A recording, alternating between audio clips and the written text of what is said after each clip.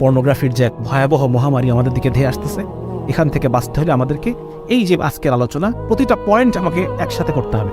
1 নম্বর হচ্ছে ঘৃণা তৈরি, 2 নম্বর হচ্ছে নিজের ভিতরে একটা ব্রেক তৈরি করা, 3 নম্বর হচ্ছে নিজের নিয়ন্ত্রণ আরেকজনের হাতে দিয়ে দেওয়া, 4 নম্বর হচ্ছে কারো সহায়তা নেওয়া। কারো সহায়তা, একা একা পারবেন না আপনি, একা একা তো বহুবার আমরা চেষ্টা করেছি, একা একা আমরা পারি নাই।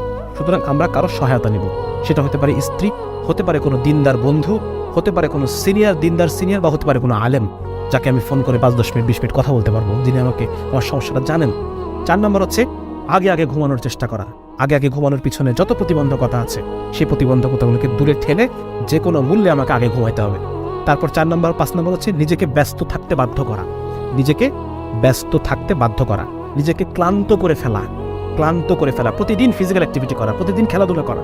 হ্যাঁ, সেটা ব্যাডমিন্টন হতে পারে, সেটা ফুটবল হতে পারে, ক্রিকেট হতে পারে, মানে কাজের মধ্যে থাকা। হ্যাঁ, আচ্ছা, আর হচ্ছে নিজেকে ডোপামিন দেওয়া, বিভিন্ন আমলের মাধ্যমে, আল্লাহর কাছে কান্নাকাটির মাধ্যমে, বিভিন্ন সামাজিক কর্মকাণ্ডের মাধ্যমে, ঠিক আছে, নিজেকে বিভিন্ন জিনিস অ্যাচিভ করার মধ্য দিয়ে, হ্যাঁ, ছোট ছোট টার্গেট, বড় টার্গেট করলে পরে অ্যাচিভমেন্ট হবে, মানে আপনার ডোপামিন